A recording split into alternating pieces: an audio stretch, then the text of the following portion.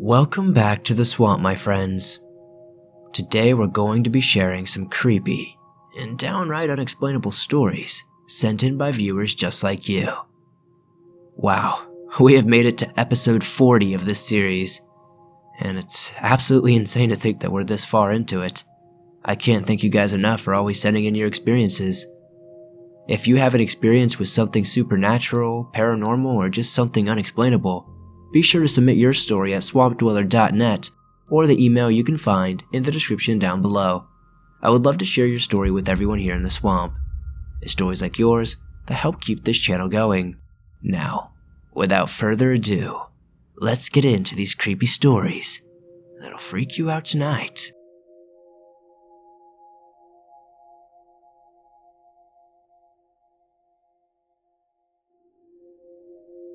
This story requires some backstory. It isn't the most eventful, but it definitely gave me the creeps when I experienced it. For some time out of high school, I did some custodial work at a school in Wolf Point, Montana. There were many different stories about this school from other custodians, from contracted workers going into the crawl space below the gym and leaving their equipment below and refusing to go back to get their stuff because of things they have seen and heard, to custodians finding a large circle filled with kids' handprints under freshly laid wax. No footprints anywhere. And the room was locked down the entire time. It definitely had a creep factor, especially the older sections of the school. We would never want to cross the gym if we didn't have to. The gym and the locker rooms were probably the worst sections. It really felt like something was watching you in these areas, and it would send shivers up your spine. Before I started working there though, the custodian that had my area one night went to clean one of the classrooms. As he unlocked it, he was suddenly shocked to find a young girl standing in the dark. She supposedly had old Native American clothing on and said nothing. Thinking that somehow this kid got locked in after school, he asked if she was okay and how she got locked in and told her that she could not be here, she had to go home. He took a step into the room, and as he did, the girl walked away from him and vanished before his eyes. Fast forward to when I began to work at this school, and now I had to clean this area myself. It was getting towards the end of my shift, so it was pretty late at night, and I was cleaning the same room that the other custodian had supposedly seen the girl. As I cleaned and moved around the room, I suddenly hit my shin on one of the tables on accident, and as soon as I did, I heard a little girl laugh right behind me. I'm surprised my heart did not shoot out of my chest right then and there. I whipped around and did not see anything though. Shivers just shot through my entire being.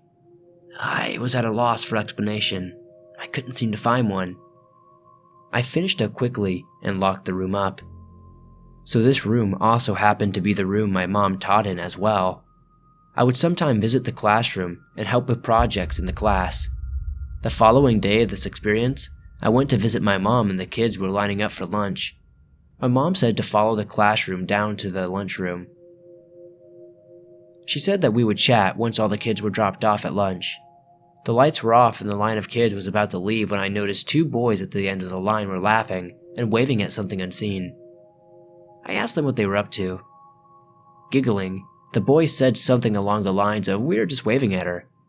She's funny. She's by the whiteboard. She looks like a ghost." With this, a shiver shot up my spine again, and my head shot over to the board as the line of kids left for lunch. I was left staring in the dark at a whiteboard. I didn't see anything, but it definitely felt like something saw me.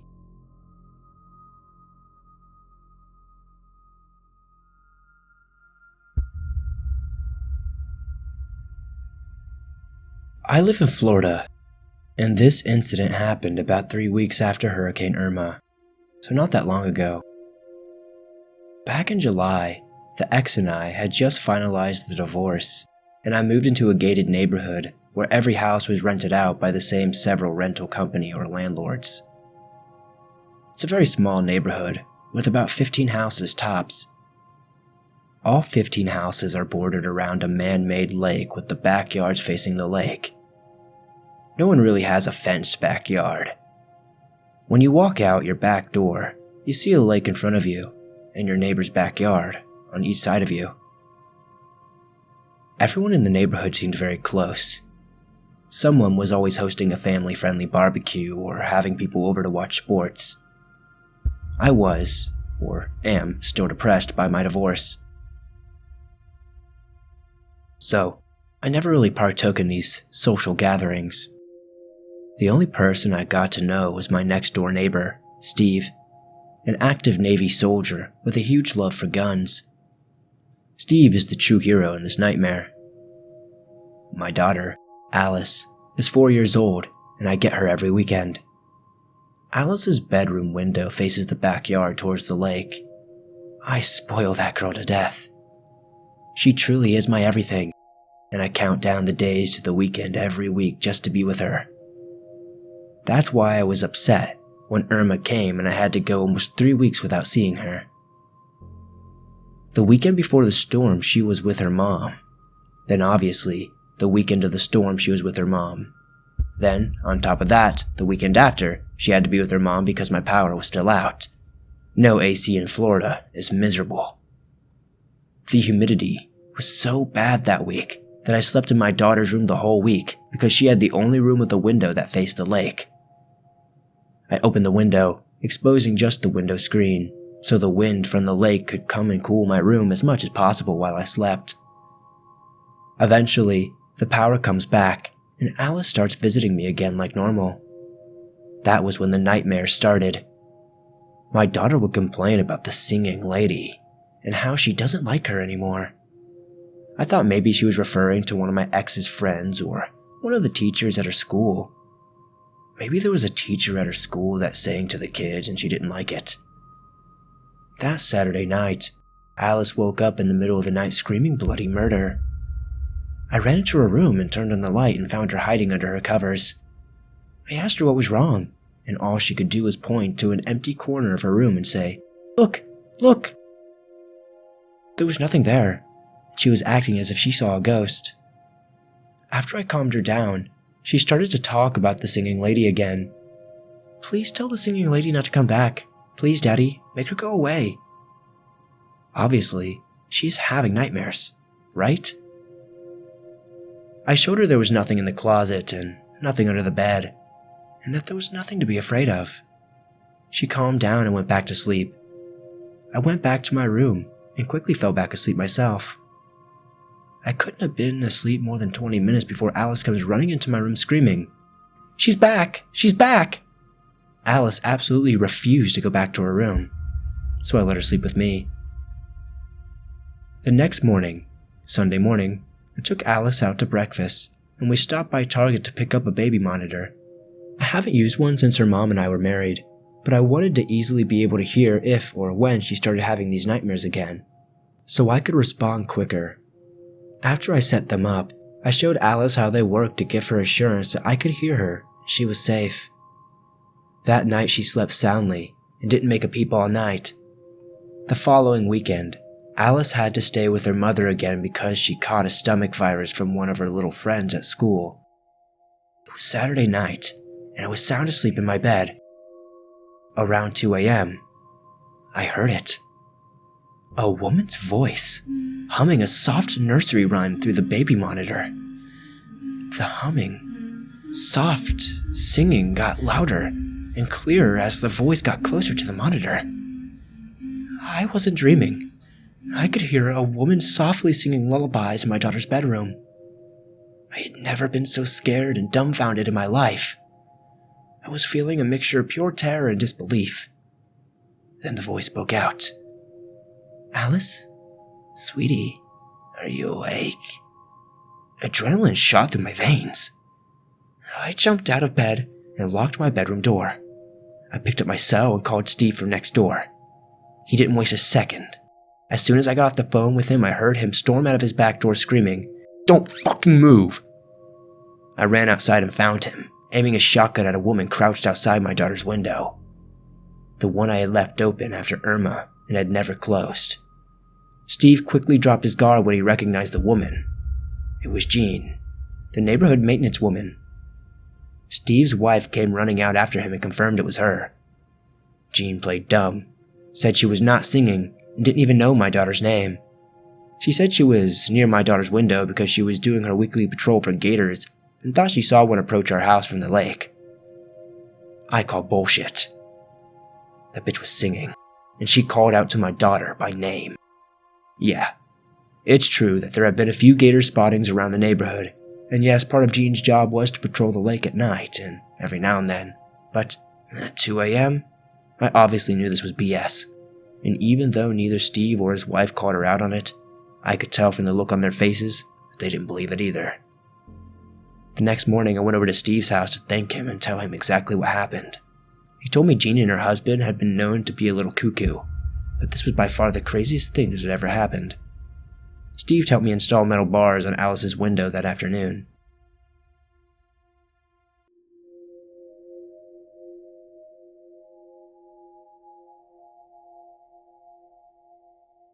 "4 years ago, I lived in a haunted house.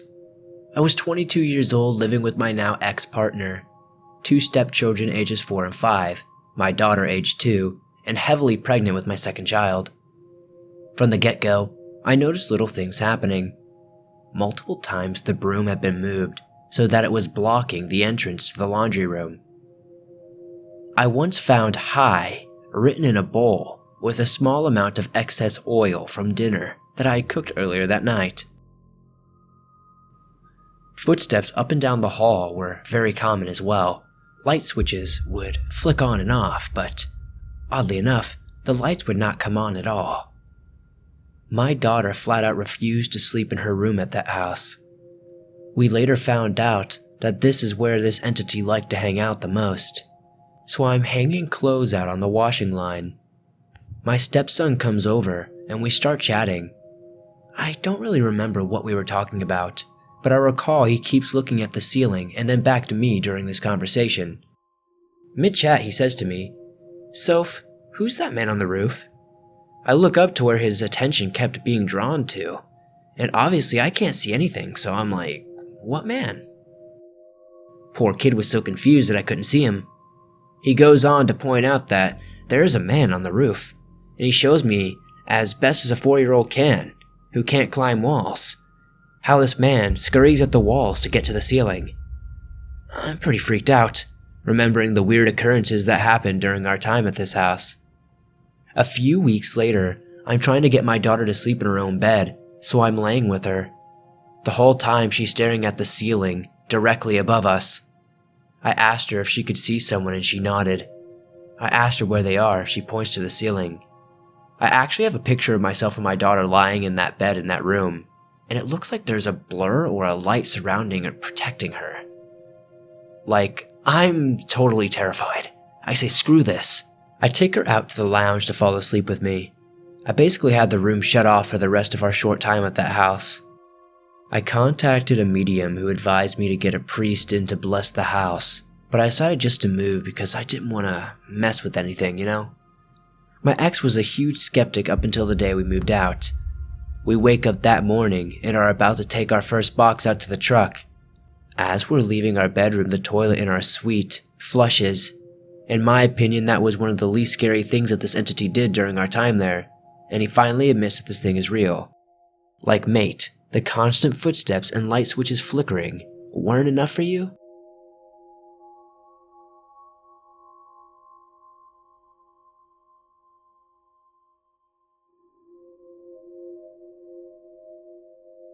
I was just graduating high school, and my best friend and I went to Louisiana to stay the week with my brother for the summer.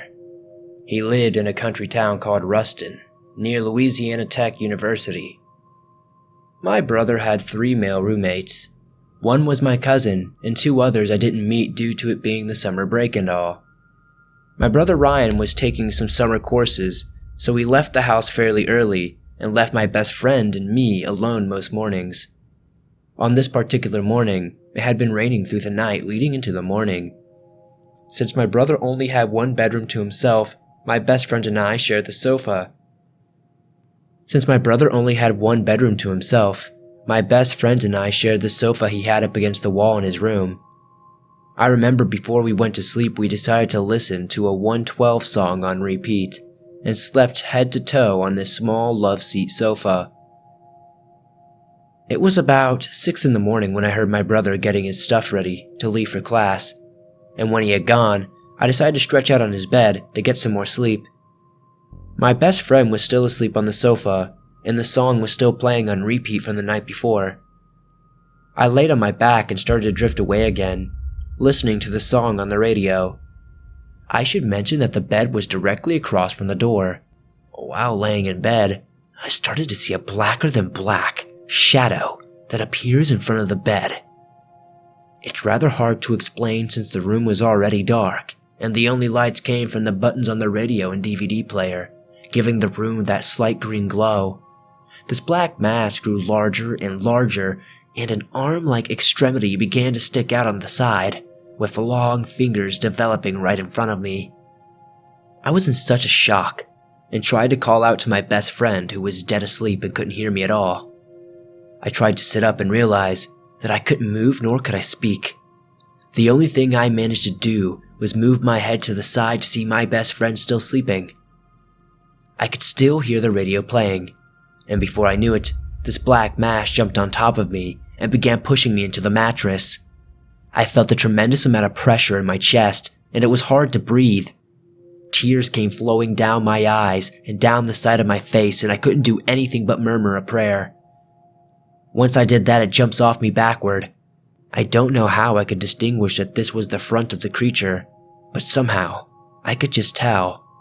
Without opening the door, I saw it fly backward out of the room and down the hall into one of my brother's roommates' rooms. I asked myself how I was able to see the other parts of the house from the bed. I could never understand, but I did. Needless to say, I was ready to go home after all that. I called my mom hysterically and begged for her to come get me. I never went back to that house, and later that same year, my brother said it happened to him too. After some research, I found out it's called the Angel of Death or something like that. I think some people even call it the Hag. But this thing had no face and clearly only meant to harm me.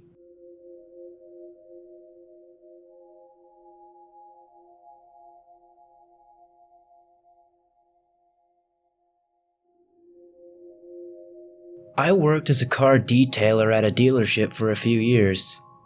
The boss had a small truck towed in one day and asked me and another detailer to see if we could clean it out. We had taken care of some bad-smelling and filthy vehicles before, so we figured this was the same kind of deal. We were wrong. Before even opening the truck, we smelled it. Nasty, rotten, thick air surrounded the truck. I asked my coworker if he had ever smelled anything like it. He shook his head. I walked over and opened the door. The smell of something dead rushed out. It was overwhelmingly sickening. I went and talked to the boss about the unbearable smell. He was trying to get some money out of it. The guy who bought it died not very long after purchasing the truck. So, if possible, he wanted to get it back to selling condition. He said he wanted to get the seats gutted because he bought all new seating. I still informed him cleaning it was going to be nearly impossible. The smell was just making everyone sick. I pretty much said that I needed some type of breathing apparatus for myself and everyone who was brave enough to even try to help me clean this vehicle out. So we bought us painting jumpsuits and full face masks. It did help a bit. If we didn't have those items, it would not have been possible. The guy I worked with was a veteran detailer. He had many years of experience cleaning up and detailing vehicles. He told me he had never had a case like that truck. We began to take the car apart and bag the old seats into plastic bags. We shampooed the carpets and we washed out the engine. We scrubbed and conditioned the vinyl out of the dash and interior. It was looking much better. We attached the new seats and looked for anything else we could clean up, just to get the lingering smell out. My coworker sat in the driver's seat and contemplated buying the little truck. But we both forgot a major place to clean up. We reached down and turned the AC to full blast. A bunch of burnt little brown and black things flew at him. All over his face and chest, these things hit him. The smell was there again. We tried everything we could, but whatever happened in that truck wasn't able to be washed off. We got close, but when it would sit in the sun for any amount of time, the smell would be back. We later found out what happened. Apparently, the guy had died in the truck. They didn't find him for a while. By the time they found him, he was swollen and split and was covered in maggots and flies. I guess since the weather was hot, it sped up the process of decomposition. Those things that flew out of the AC were burnt and cooked maggots. An officer came by and filled us in. My coworker vomited right then and there. The smell of death is strong. It's very hard to get rid of if you can at all. No matter how hard we cleaned, I'm sure there would have been some kind of residue somewhere. But maybe the truck was never able to be sold again. Maybe it's just a smell that is not possible to remove. But it was a horrible experience. I'm sure the officer that found that scene had it worse though.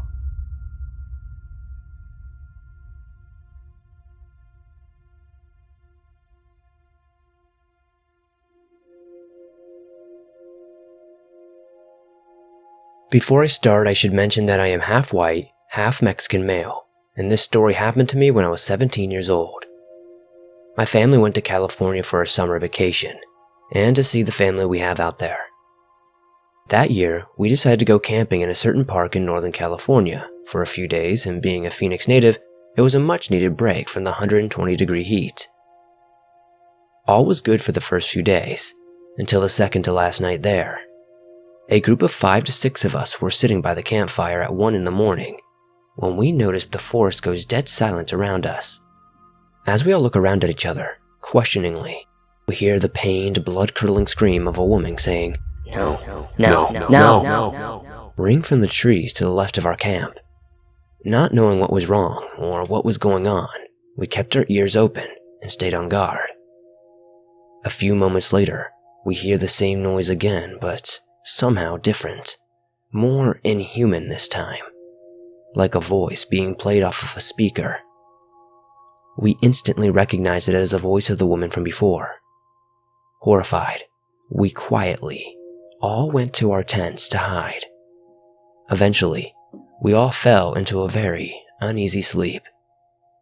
I jolted awake at 3 in the morning, desperately needing to pee.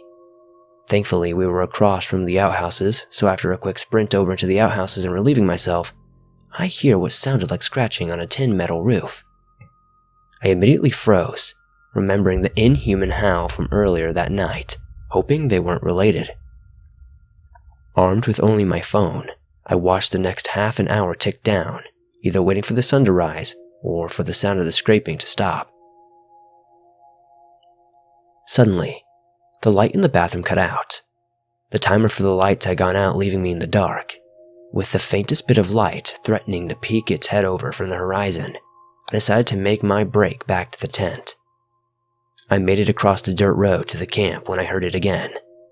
That woman's shriek, but not loud. It had the same intensity and inhuman artificialness, but it was like barely a whisper. Foolishly, I turned around and perched on the metal roof. I saw was a 7-foot, pale gray creature with 3-inch claws on all fours and deep sunken eyes staring at me a mere 25 feet away. Its flesh was tightly stretched across its bones. It was completely hairless and lacked any form of genitalia. I was frozen solid as we looked at each other until it took to its right and saw the light creeping up. It stared at me and let out one more agonizing cry that had me haunted till this very day. It sent one last soul-stabbing stare before it vanished into the early morning. As I lay back into my tent silently sobbing and trying to fall back asleep, I hear the faint echo of the thing's cry. Needless to say, I didn't sleep at all that night and refused to set foot in those woods again. As we left the campsite that day, we saw a homeless-looking woman standing at the side of the road going down the mountain. I didn't make eye contact, but I knew she was staring at me. Once we passed, I casually looked over my shoulder to see if she was there, and she wasn't. But there was an owl who flew close to the ground to where she was.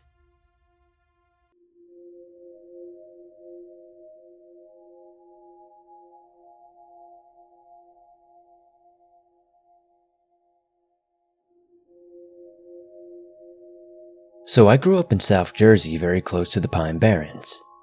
The Pine Barrens are basically a stretch of wilderness across southern New Jersey that holds a huge aquifer underneath it. The aquifer exists because the soil is extremely sandy, allowing for rapid draining of rainwater into the aquifer below. People here have no doubt that the Jersey Devil is real. So much so that part of the Pine Barren unit in 6th grade science included the legend of the Jersey Devil, what he probably looks like, and different significant sightings that people in the area have seen over the years. You know, typical public school learning. All of the Jersey Devil talk peaked when we went to Mount Misery for our 6th grade class trip. Basically, we spent 3 days in the heart of the Pine Barrens with our teachers and classmates cabin camping. We did a ton of random nature stuff, but everything came to a head on the last night there. The grade was split into 3 groups that would rotate through 3 different activities: ghost stories, s'mores, and a hayride. My group went through the activities in this exact order. The ghost stories were pretty lame. They were told by one of the English teachers and was definitely meant to freak us out a little bit. None of the stories mentioned the devil at all, though. The sun began to set as we made some s'mores for our second activity. Both of the other groups got to experience the hayride during the day, but by the time we got it, the sun had fully set.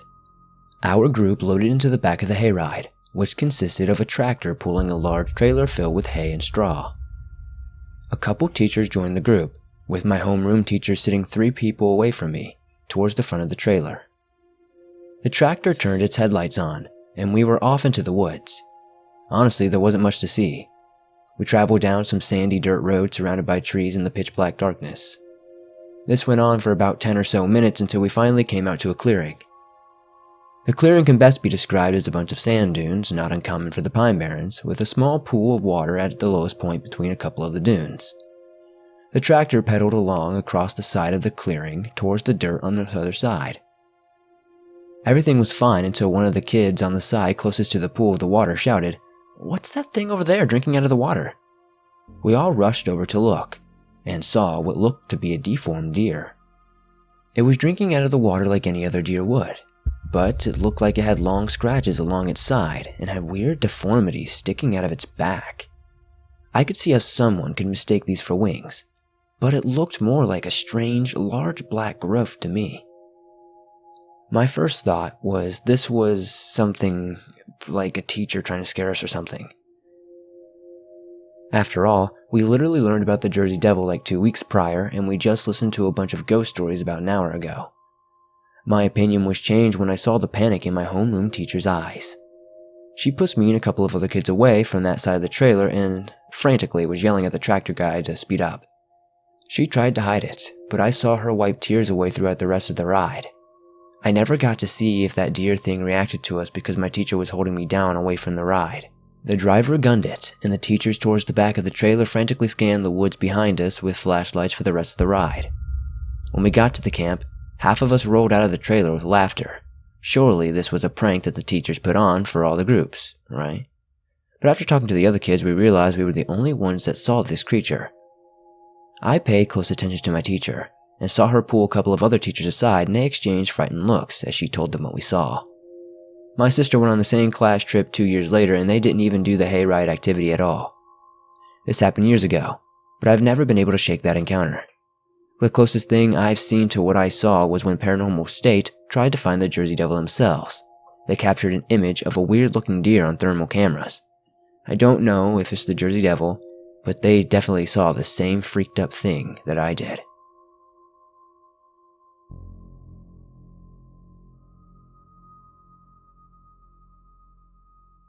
I'd like to start by saying that this is my sister's story, not my own. She swears up and down that this is true, and I choose to take her word for it. I've heard my share of shadow people's stories, and one of them was my sister's. She mentioned seeing shadowy figures in random places, both inside and outside of our house. She said they were never human or humanoid in shape. Rather, one day when we were playing the first Kingdom Hearts game, she exclaimed that the Heartless reminded her of them. Alongside this, she proclaimed that at any time she saw one, something bad would happen in the area or to the person that she saw close to this person. Basically, she described them as omens or harbingers of sorts. The most noteworthy event surrounding these things that I can recall happening was when she was 10 or 11. We were messing around in the yard playing soccer with a volleyball when she mentioned that she saw the Heartless. That's what she began calling them. Yes, very similar to the things that you would see in the Kingdom Hearts games. She said she saw one lingering in the neighbor's porch. She watched it for a while before we resumed our game. The day after, at around the same time of day when she sighted the shadow creature, an ambulance pulled into the neighbor's driveway. He's okay now, and we found out that at the time, he had a heart attack. It can definitely just be childhood imagination and really weird coincidence, but since then, my sister has said that she has seen a Heartless in my dad's car before someone ran a red light and crashed into him, as well as other mishaps, both minor and major. To this day, she claims that she sees them every now and again, and insists that bad things still come along with them. And to this day, she still isn't sure if they warn of bad luck or cause it.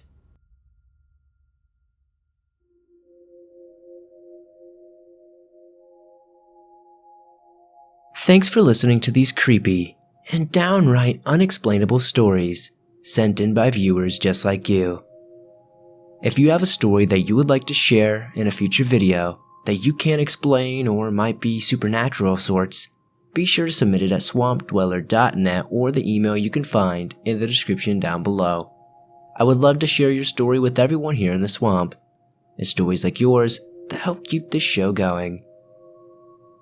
Honestly, some of these stories were some real head scratchers. I don't even know what I would do if some crazy lady was singing into my daughter's window. If you enjoyed these stories, please hit that like button, as it really does help me out a lot. If you're new to the swamp, why not join us? Hit subscribe and turn on notifications to never miss a new video. If you're not aware, you can download and bring your favorite Swamp Dweller scary stories with you wherever you go. You can download them on iTunes, Spotify, Stitcher Radio, and everywhere else you listen to podcasts. Thank you guys, as always, for supporting the swamp the way you do. I can't believe we've made it 40 episodes into this series. To celebrate, I'm going to be giving away one free t-shirt. So, if you would like a free Swamp Dweller t-shirt of your choice, comment down below your favorite paranormal story that I have ever read. I'm going to be picking one, maybe even two people. So, let me know down below. I'll see you guys soon with another creepy video.